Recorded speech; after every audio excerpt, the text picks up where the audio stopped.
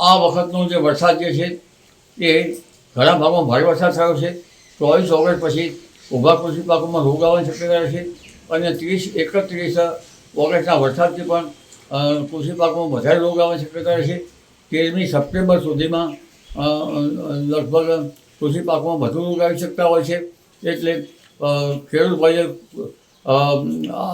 આ વખતે જે પૂર્વ ફાલ્ગુની નક્ષત્રના વરસાદનું પાણી સારું ગણાતું નથી, એટલે વરાપ થઈ કૃષિ કાર્યો કરવા સારા રહે, નહીંતર પાક પીળો પડી જવાની શક્યતા રહેતી હોય છે.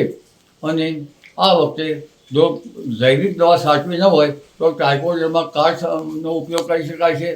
આ ઉપરાંત પ્રકાશ પિંજરનો ઉપયોગ કરી શકાય છે, બાંબુનો ઉપયોગ કરી શકાય છે અને ખુલ્લા ખેતરમાં ઊંડી ખેડમાંથી બગલા આવે તેનાથી પણ ઊંડી ખેડમાંથી જે કીડાઓ જે છે એ બગલાઓ ખાઈ જવાથી તે પણ પાક સંરક્ષણ થઈ શકે છે. એટલે જૈવિક નિયંત્રણના જે ખેડૂત ભાઈઓ આ પગલાં લેવા માગતા હોય તો આ પગલાં યોગ્ય રહેશે. પ્રકાશ પિંજરના પગલાં પણ યોગ્ય રહેશે.